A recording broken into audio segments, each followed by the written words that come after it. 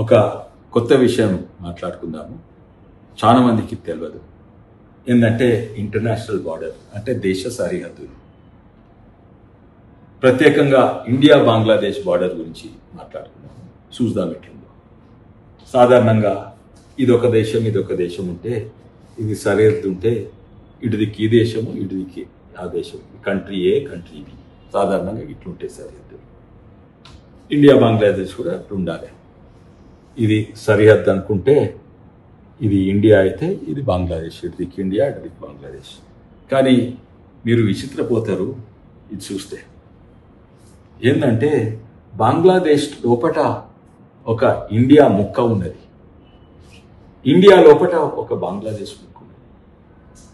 అంటే ఈ ఇండియా వాళ్ళు ఇక్కడ ఇండియాకు పోవాలంటే ఇక్కడి నుంచి ఈ సరిహద్దు దాటాలి, మళ్ళీ సరిహద్దు, మళ్ళీ వాపసు పోవాలంటే మళ్ళీ ఒకటి సరిహద్దు దాటాలి. ఇది ప్రపంచంలో ఒక్కటి రెండు జాగాలు ఉన్నాయి కానీ ఉండదు. కానీ ఒక్కటి రెండు కాదు. విచిత్రపోతుందంటే ఇవి ఎన్నో ఉన్నాయి. దాదాపు 111 ఇండియా ముక్కలు బంగ్లాదేశ్లో ఉన్నాయి. అట్లే 51 బంగ్లాదేశ్ ముక్కలు ఇండియాలో ఉన్నాయి. కానీ ఇంతకంటే విచిత్రం ఎన్నో ఉన్నాయి. కానీ చూద్దాం ఇప్పుడు ఇక్కడి నుంచి ఇక్కడ పోవాలంటే ఎట్లా. ఇంతకంటే విచిత్రం ఏంటంటే ఇది ఇండియా, ఇండియా లోపల బంగ్లాదేశ్, బంగ్లాదేశ్ లోపల ఇండియా, మళ్ళీ ఇండియా లోపల మళ్ళీ ఇంకో బంగ్లాదేశ్ ముక్కున్నది. దీన్ని ఏమంటారంటే ఎన్క్లేవ్స్ అంటారు. దీన్ని ఫస్ట్ ఆర్డర్ ఎన్క్లేవ్. ఇది ఇండియన్ ఎన్క్లేవ్ ఇన్ బంగ్లాదేశ్, ఇది బంగ్లాదేశ్ ఎన్క్లేవ్ ఇన్ ఇండియా అంటారు. ఇది ఫస్ట్ ఆర్డర్ ఎన్క్లేవ్. ఇది సెకండ్ ఆర్డర్ ఎన్క్లేవ్. అంటే ఎన్క్లేవ్, ఇండియా ఎన్క్లేవ్ లోపల ఇంకో బంగ్లాదేశ్ ఎన్క్లేవ్ ఉన్నది. అట్లా సెకండ్ ఆర్డర్ ఎన్క్లేవ్ అంటారు. కానీ ఇంకా మీరు నమ్మరు, ఇంకా విచిత్రపోతారు ఏంటంటే థర్డ్ ఆర్డర్ ఎన్క్లేవ్స్ కూడా ఉన్నాయి. అంటే ఇది ఇండియా, ఇది బంగ్లాదేశ్, బంగ్లాదేశ్ లోపల ఇండియా, ఇండియా లోపల బంగ్లాదేశ్, బంగ్లాదేశ్ లోపల మళ్ళీ ఇండియా, అట్లే ఇటు దిక్కు కూడా ఉన్నాయి. ఇప్పుడు చూడండి ఉదాహరణ, ఇక్కడ ఉన్నాయన ఇండియా ఆయనకు, ఇక్కడ ఉన్నాయన ఇండియాకు పోదలుచుకుంటే ఏం చేయాలి? వీళ్ళకి ఇక్కడ చుట్టాలు ఉండరు అనుకోండి, అయితే పెళ్ళి అవుతుంది అనుకోండి, ఇక్కడ నుంచి ఇండియా నుంచి బంగ్లాదేశ్ దాటాలి, ఒక ఇంటర్నేషనల్ బార్డర్ దాటాలి ఒకసారి ఫస్ట్ టైం, బంగ్లాదేశ్ నుంచి ఇండియాకి దాటాలి రెండోసారి, ఇండియా నుంచి బంగ్లాదేశ్ దాటాలి మూడోసారి, మళ్ళీ బంగ్లాదేశ్ నుంచి ఇండియా దాటాలి, మళ్ళీ ఇండియా నుంచి బంగ్లాదేశ్ దాటాలి, మళ్ళీ బంగ్లాదేశ్ నుంచి ఇండియాకి దాటాలి. 6 సార్లు ఇక్కడ ఈ ఇండియా నుంచి ఇండియాకు వాళ్ళంటే 6 సార్లు ఇంటర్నేషనల్ బార్డర్లు సరిహద్దు దాటాలి. మళ్ళీ వాపస్ పెళ్ళైనాక వాపసు వాళ్ళు మళ్ళీ 6 సార్లు, అంటే 12 సార్లు హద్దులు దాటాలి. ఇంతకంటే పిచ్చి బార్డర్ ఎక్కడ ఉండగలదు? ఈ పిచ్చిదనం ప్రపంచంలోనే లేదు. కానీ పార్టీషన్ అప్పుడున్న నాయకులు గిట్లనే చేశారు. ఎందుకు చేసారు అవన్నీ తర్వాత చెప్తాం. కానీ దీనివల్ల ఏంది, ఎంతోమంది బంగ్లాదేశ్ వాళ్ళు ఇక్కడికి వచ్చి ఇక్కడ పోయి వాపసు పోయినారు, ఇక్కడనే ఉండిపోయినారు. లక్షలాదనే కాదు, కోట్లాది మంది బంగ్లాదేశ్ వారి కంటే ఎక్కువ మంది ఇక్కడికి వచ్చిండ్రు. ముస్లిమ్స్ ఇక్కడనే ఉండిపోయినారు. ఇక్కడ రేషన్ బియ్యము, ఓటర్ ఐడీలు అన్నీ తీసుకున్నారు. ఎప్పటి సంది జరుగుతూనే ఉన్నాయి, మొన్నటి వరకు ఇక్కడే జరుగుతున్నాయి. లక్షలాది కోట్లాది మంది అస్సాం పోయి ఇప్పుడు అస్సాం మాదే అంటున్నారు. ఎంతోమంది బెంగాల్కి వచ్చిండ్రు, బీహార్కి వచ్చిండ్రు, యూపీకి వచ్చిండ్రు. అదే కాక యమునా తీరంలో జుగ్గీస్ అంటారంటే గుడిసెలలో వీళ్ళే ఉంటున్నారు, ఉండనిస్తున్నారు. ఇట్లా ఫ్రీగా ఇట్నుంచి అటు పోయేటట్టు. ఇట్నుంచి ఎవరు పోతారు అక్కడ, కానీ వీళ్ళందరూ అయితే ఇక్కడికి కోట్లాది మంది వచ్చిండ్రు. డెమోగ్రఫీ మార్చిండ్రు. అండ్ వీళ్ళు ఓట్ బ్యాంక్గా తయారైండ్రు. ఎవరు ఓట్ బ్యాంక్లో మీకు తెలుసు. ఢిల్లీ మీద జుగ్గీలకు ఎవరు ఓటేస్తారు? అస్సాంలో వీళ్ళు పోయిన వాళ్ళు ఎవరికి ఓటేస్తారు? ఇక్కడ నిజంగానే ఇట్లా కొనసాగుతుంది. ఇది 111 ఎంక్లేవ్స్ ఇటుంటే అక్కడ 51 ఎంక్లేవ్స్ అట్టున్నాయి. కానీ ఇది నిజమైన మ్యాప్. ఇంతకుముందేమో ఉదాహరణకి నేనే దించింది. ఇదేమో నిజమైన మ్యాప్ వాషింగ్టన్ పోస్ట్ చేసింది. ఇది ఇండియా, బంగ్లాదేశ్లో ఇండియా ఉంది, ఇండియాలో మళ్ళీ బంగ్లాదేశ్ ఉంది, బంగ్లాదేశ్లో మళ్ళా ఇంకో ఇండియా. దహాలా ఖార్క్ బారి అని ఒక గ్రామం, థర్డ్ ఆర్డర్ ఎన్క్లేవ్. ఇది నిజమైన మ్యాప్. ఇది కూడా ఇవన్నీ సుక్కలన్నీ ఎన్క్లేవ్స్ అన్నమాట. ఇది అంటే ఇది ఎప్పటి వరకు ఉన్నటువంటి 65 ఏళ్ళు 60 years ఆఫ్ ది స్టూపిడిటీ నడుస్తూ ఉన్నది. ఇంత పిచ్చి బార్డర్లు. బంగ్లాదేశ్లో ఇండియా, ఇండియాలో బంగ్లాదేశ్లో మళ్ళీ ఇండియా అంట.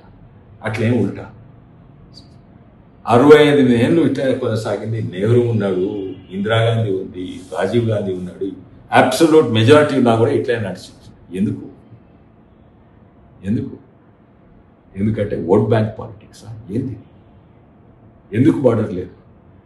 ఉదాహరణగా ఇక్కడ ఎలక్షన్స్ జరపాలంటే ఇక్కడ ఈవీఎంలు అవుతాయా? ఎలక్షన్స్ జరుగుతాయా?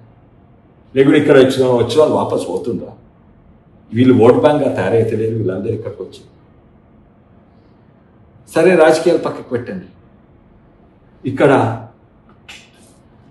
ఇక్కడ వడ్లు వండిస్తే భారతదేశం కొనుగోలు ఎట్లా చేస్తుంది? ఇక్కడ నుంచి ఇక్కడ 5 kgs ఫ్రీ బియ్యం ఇవ్వాలంటే ఎట్లు ఇస్తారు ఇక్కడికి?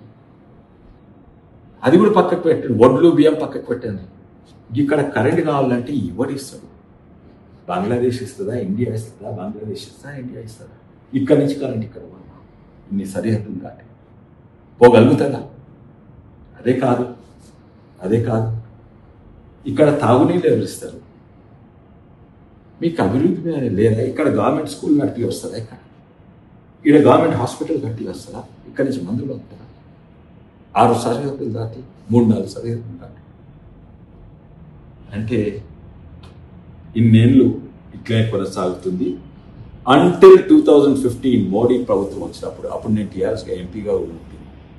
అప్పుడు 100th అమెండ్మెంట్ నుంచి ఇది సవరణ చేసింది. రాజ్యాంగం సవరణ చేసి అప్పుడు సరి అయిన సరిహద్దులు సరిదిద్దుకున్నారు మోడీ వచ్చినాక. లేకుంటే 65 ఏళ్ళు ఇట్లనే కొనసాగుతుంటే మోడీ వచ్చినాకనే మళ్ళీ సరిహద్దు ఇట్లున్నది. ఇట్లా 65 అంతవరకు ఈ ఓట్ బ్యాంక్ పాలిటిక్స్ ఇవన్నీ నడుస్తున్నాయి. Until Modi government. అప్పుడు 28 May 2015 నేను లోక్సభలో ఉంటుంది. అప్పుడు 100th amendment of the constitution, land boundary agreement between India and Bangladesh. ఇవి ఎన్నో 65 ఏళ్ళు ఎంతో మంది, కొందరు కాంగ్రెస్ నాయకులు కూడా వాళ్ళ నాయకులు చెప్పిండ్రు ఇది మంచిది కాదు, మంచిది. ఎంతో మంది ఆఫీసర్స్ చెప్పిండ్రు ఇట్లా సరిహద్దు ఇట్లుంటే దేశ సురక్షతకు మంచిగా ఉండదు. ఇవన్నీ కూడా చెప్పిండ్రు, అభివృద్ధి కాదు. అదే కాక ఆర్మీ వాళ్ళు చెప్పిండ్రు, ఐఏఎస్ ఆఫీసర్ చెప్పిండ్రు, సొంత కాంగ్రెస్ వాళ్ళు కూడా చెప్పిండ్రు. అయినా కూడా చేయలేదు. ఓట్ బ్యాంక్ పాలిటిక్స్ వల్ల. ఈ అగ్రిమెంట్ తర్వాత ఎక్స్చేంజ్ చేసుకున్నారు ప్రాపర్ బౌండరీ. ఇప్పుడు మొన్నటి 2015 నుంచి ఆ అగ్రిమెంట్లు అన్నీ గీడున్నాయి. కానీ ఒత్తిడి తేంగా కాంగ్రెస్ వాళ్ళు, ఐఏఎస్ ఆఫీసర్లు, ఆర్మీ వాళ్ళు ఒత్తిడి తేంగా ఏదో చేసినట్టు 2 సంతకాలు పెట్టిండ్రు. ఇందిరాగాంధీ ఈడ ఏంది ఈ సరిదిద్దుకుంటామని. అప్పుడు 71 వార్ తర్వాత షేక్ ముజీబుర్ రెహమాన్. కానీ iron lady could not implement, did not want to implement and could not implement. Iron lady. కానీ 2015లో మోడీ ప్రభుత్వం వచ్చినాక మోడీ గారు షేక్ హసీనా తోటి, అప్పుడు ప్రతిపక్ష నాయకురాలు మమతా బెనర్జీ అక్కడనే ఉన్నారు, వాళ్ళ ముందు అగ్రిమెంట్ చేసిండ్రు, అమలు కూడా చేసిండ్రు. ఇప్పుడు నిజమైన సరిహద్దులు. National security versus vote bank politics ఏది ముఖ్యం? డెవలప్మెంట్, అభివృద్ధి వర్సెస్ ఓట్ బ్యాంక్ పాలిటిక్స్ ఏది ముఖ్యం? చౌకీదార్ వర్సెస్ ఐఎన్ లేడీ. ఇప్పుడు చెప్పండి, చౌకీదారా ఐఎన్ లేడీయా? సురక్షత ముఖ్యమా? ఓట్ బ్యాంక్ పాలిటిక్స్ ముఖ్యమా? ఇది వాస్తవాలు, ఇవి నిజమైనవి. మీరు ఇక్కడ సర్వంతులు. కానీ ఇది మాట్లాడుతుంటే నాకు ఇంకో చిన్న కథ ఆడికొచ్చింది వీళ్ళ గురించి. దీనికి కొంచెం సంబంధం, దీనికి ఒక కనెక్షన్ ఉంది, అందుకే చెప్తున్నాను. వీరు అంబేద్కర్ గారు అందరికి తెలుసు, గుర్తుపడతారు. చాలామంది నన్ను గుర్తుపడతారు. జోగేంద్రనాథ్ మండల్ అని. ఆయన కూడా SC federation of India Bengal అధ్యక్షుడు ఉండే. అప్పుడు బెంగాల్ ఇండియాలో ఉండేది. పార్టీషన్ కంటే ముందు. ఆయన అక్కడి నుంచి గెలిచిండు. జెస్సోర్ నుంచి. జెస్సోర్ కులానా అంటే హైదరాబాద్ సికింద్రాబాద్ పక్క ఉంటే అక్కడి నుంచి గెలిచిండు. అయితే అంబేద్కర్ గారు కాన్స్టిట్యూన్స్ చాలా చదువుకున్న ఆయన. ప్రపంచంలో బహుశా ఇంత జ్ఞానం ఉన్న చాలా తక్కువ ఉండే, ఏషియాలో అయితే లేకుండా డబుల్ PhD. వీళ్ళ ముందు గాంధీ నెహ్రూ ఏమో జస్ట్ లా డిగ్రీ చేసింది, కానీ ఈయన డబుల్ PhD చేసిండు. ఈయనకంటే పెద్ద సమర్థులు ఉండేది. అయితే ఈయన ఎట్టి పరిస్థితుల రావద్దని కొంతమంది కోరుకుండే, ఎవరికో తర్వాత చెప్తాను. ఏది కాన్స్టిట్యూయెంట్ అసెంబ్లీకి ఎలక్ట్ కావాలి. అయితే ఈయన అంబేద్కర్ గారు ఎక్కడి నుంచి, ఆయన మహారాష్ట్ర నుంచి. మహారాష్ట్రలో అప్పుడు కాంగ్రెస్ టాక్ ఉండే. అయితే మహారాష్ట్ర నుంచి టికెట్ దొరకకుండా, మహారాష్ట్ర నుంచి నిలబడకుండా చేసిండ్రు. అయితే అంబేద్కర్ ఎక్కడి నుంచి నిలబడాలి? తమిళనాడు నుంచా, కాశ్మీర్ నుంచా, ఎక్కడి నుంచి? అయితే ఈ మహానుభావుడు అప్పుడు బెంగాల్, ఈ మహానుభావుడు జెస్సూర్ కులా నుంచి ఆయన సీట్ త్యాగం చేసి నా దగ్గర నిలబడన్నాడు. అయితే బెంగాల్ నుంచి మహారాష్ట్ర అయినా బెంగాల్ అంటే అవి ఇప్పుడు పాకిస్తాన్, తర్వాత అప్పుడు పాకిస్తాన్ అయింది, తర్వాత బంగ్లాదేశ్. ఈయన సీట్ త్యాగం చేసి ఈయనకి ఇచ్చిండు. ఇక్కడి నుంచి గెలిచిండు. ఎక్కడి నుంచి? జెస్సోర్ కులానా నుంచి అంబేద్కర్ బెంగాల్, మహారాష్ట్ర అయినా అక్కడ గెలిచిండు. ఆ ఎలక్షన్స్ అప్పుడు ఈయన ఇంతకుముందు కొట్లాడినప్పుడు కాంగ్రెస్ పార్టీకి విరుద్ధంగా కొట్లాడింది. అసలు ఎస్సీ అయినా కూడా ఒక పెద్ద గొప్ప కాంగ్రెస్ భూస్వామి పెద్ద లీడర్ తోటి కొట్లాడి గెలిచింది. అదే సీట్ ఈయనకు త్యాగం చేసిండు. ఈయన గెలవాలంటే అందరు సపోర్ట్ ఇవ్వాలి. అప్పుడు కష్టంగా ఉండేది. అయితే ఈ మహానుభావుడు ఈయన ఎవరంటే మదన్ మోహన్ మాల్వియా. ఈయన హిందూ మహాసభ అధ్యక్షుడు ఉండే. ఈయన సపోర్టు, ఈయన త్యాగంతో ఈయన బెంగాల్ నుంచి కాన్స్టిట్యూయెంట్ అసెంబ్లీ గెలిచింది. ఇది చరిత్ర. వాస్తవాలు చెక్ చేసుకోండి.